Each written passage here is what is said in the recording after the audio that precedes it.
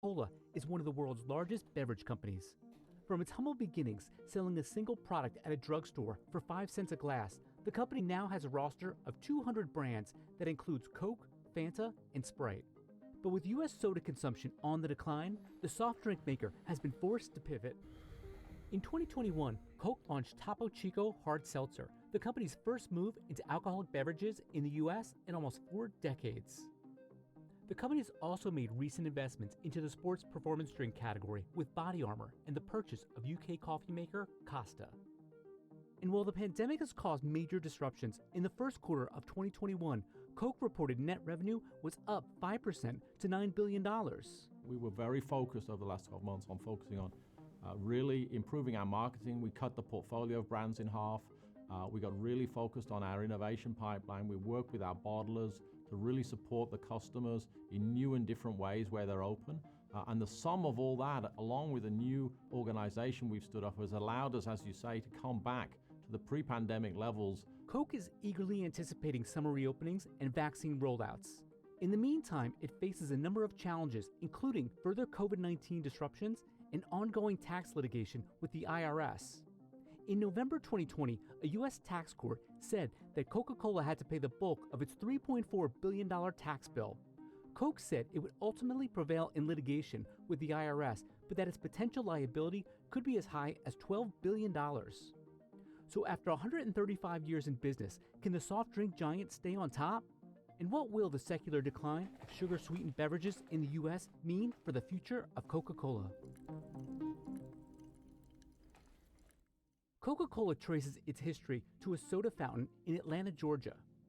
In 1886, pharmacist John Pemberton created a caramel-colored syrup, took the mixture to a nearby drugstore where carbonated water was added and the drink sold for 5 cents a glass.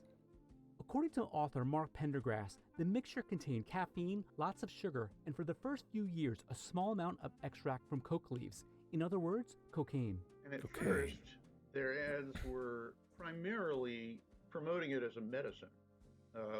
It was supposed to cure morphine addiction, for one thing, which it did not in Beveridge's case, unfortunately. But it was supposed to be an aphrodisiac. It was supposed to cure basically whatever ails you. In 1888, Pemberton began to sell the recipe to a well-capitalized businessman named Asa Candler, and by 1895, Coca-Cola was available in every state in the U.S.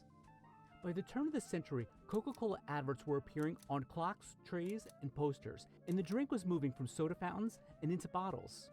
The company's advertising budget reached $1 million in 1911, the equivalent of about $27 million today. And that became wildly successful by 1900, 1910. There were Coca-Cola bottling plants in every small town, not only in the South, but throughout the country. By the 1920s and 30s, Coca-Cola had reinvented itself as an all-American soft drink and was entering new markets abroad. Exempted from sugar rationing during World War II and in support of GIs, the company sent 64 portable bottling plants around the globe, distributing more than 5 billion bottles of Coca-Cola.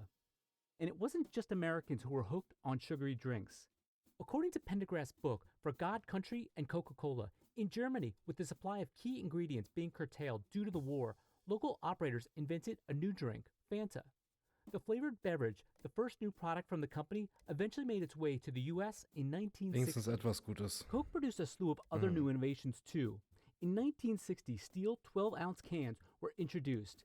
In 1963, Tab, the company's first diet drink, launched. In 1971, the I'd Like to Buy the World of Coke commercial aired. In 1982, saw the debut of Diet Coke. In 1985, in an attempt to boost sales and compete with rival Pepsi in the soda wars, the company reformulated its classic soda and launched New Coke. The move was a major misstep. With widespread disapproval from fans and pundits alike, just 79 days after the soda was launched, the company reversed course and the original formula was reinstated. And while the consumption of sugar-sweetened beverages in the U.S. was rising, during the 1990s, the company was about to face an even bigger threat. In the early 2000s, health and wellness concerns rose to the top of most consumers' agenda. Soda consumption began to decline. The peak happened around in the early 2000s from a consumption standpoint. If you look at per capita consumption, and then it's been declining ever since. At the same time that we started to see carbonated soft drinks decline in consumption was about the same time that we started to see increased concerns about sugars and simple carbohydrates. But despite that drop, Americans and people everywhere were still hooked on soda. Between 2011 and 2014, almost half of U.S. adults were drinking at least one sugar-sweetened beverage a day. The soda market in the U.S. is a $38.5 billion business, according to IBIS World, and includes companies like PepsiCo, Keurig Dr. Pepper, and of course, Coca Cola. With consumers mostly stuck at home, foregoing restaurants, concerts, and sporting events, the pandemic has been a mixed bag for soft drink makers. PepsiCo announced first quarter 2021 net sales reached more than $14.8 billion, almost 7% higher than a year earlier, fueled by pandemic snacking in its Frito-Lay division and higher sales of drinks like bubbly sparkling water and Starbucks ready-to-drink coffees. With more people reaching for a caffeine fix while working out of their home office, Keurig Dr. Pepper's coffee business got a jolt too.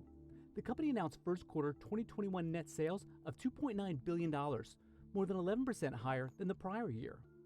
And while Coca Cola saw 2020 net revenue decline 11%, the soft drink maker bounced back with first quarter 2021 net revenue of $9 billion, up 5% from a year earlier. Coca Cola has really been hit hard by the pandemic, and they're definitely not out of the woods yet.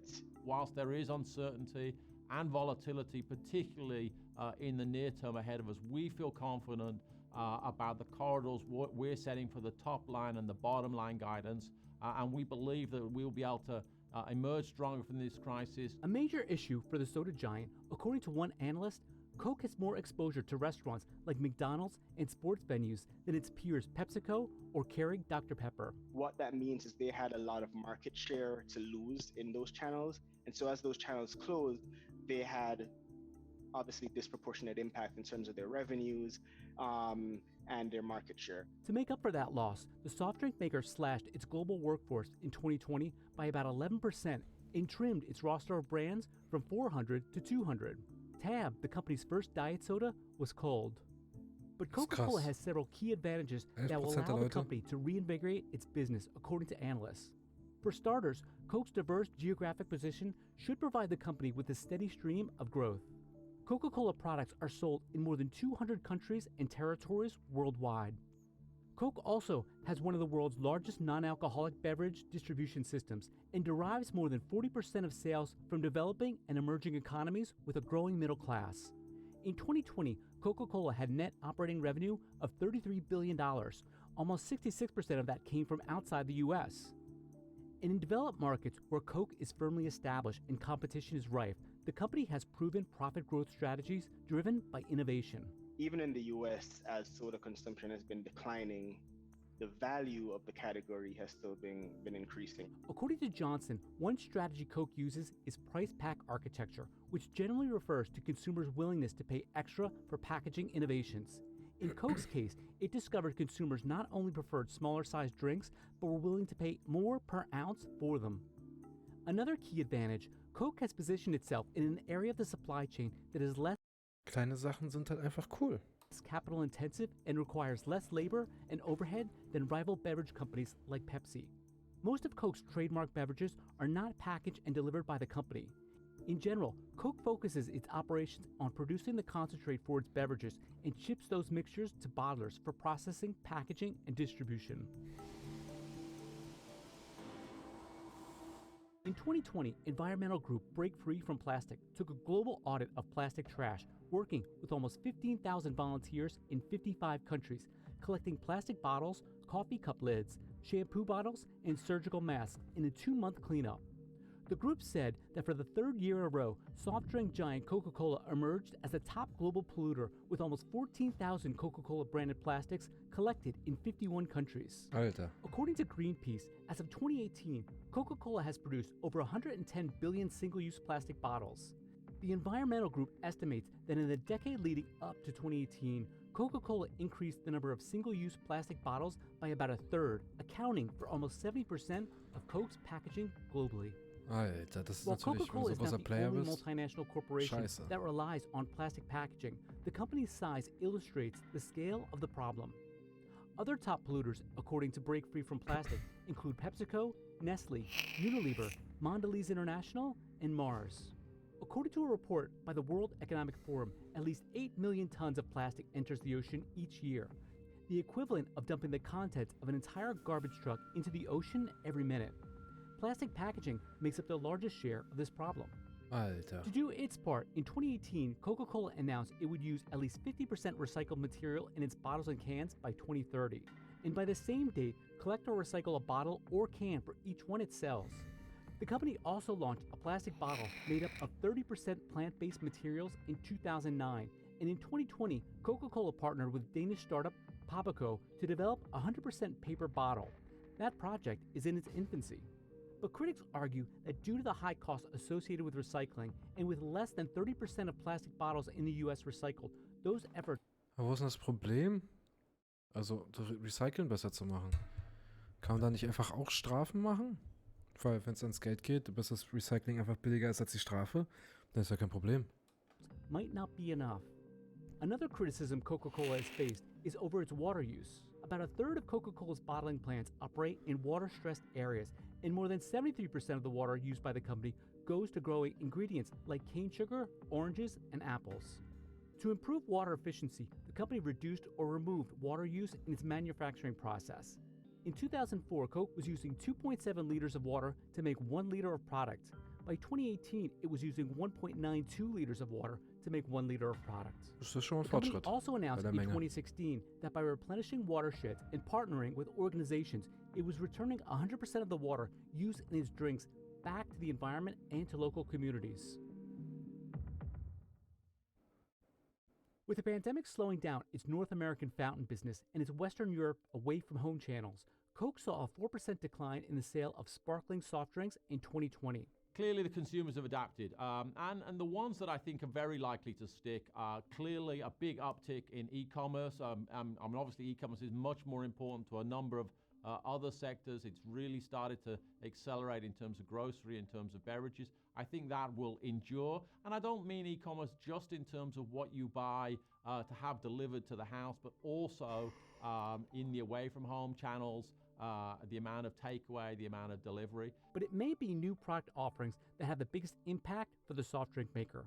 Roughly 25% of Coca-Cola's revenue was generated from new or reformulated products like Coke Zero and Coke Energy in 2020, compared with roughly 15% 2 years ago, according to Morningstar.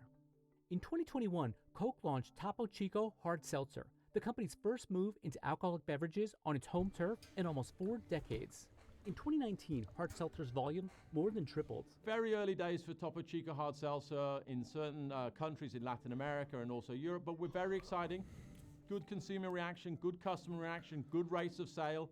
Very early days and coming very soon to the US. The company is investing in other categories too. In 2018, Coca-Cola acquired a minority ownership stake in sport drink maker Body Armor. And in 2019, Coca-Cola completed its $4.9 billion acquisition for Costa. Costa has over 4,000 coffee shops in Europe, Asia, and the Middle East, and offers everything from vending machines to ready-to-drink products. The coffee segment globally is growing 6% annually.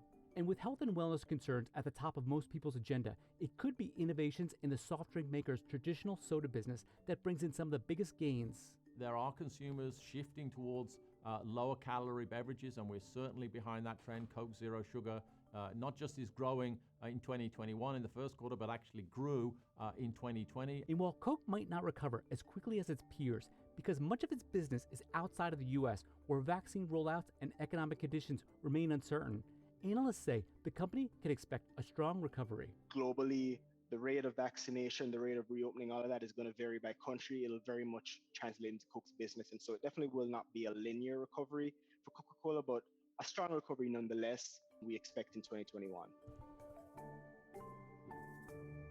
Dun, dun, dun, dun, dun.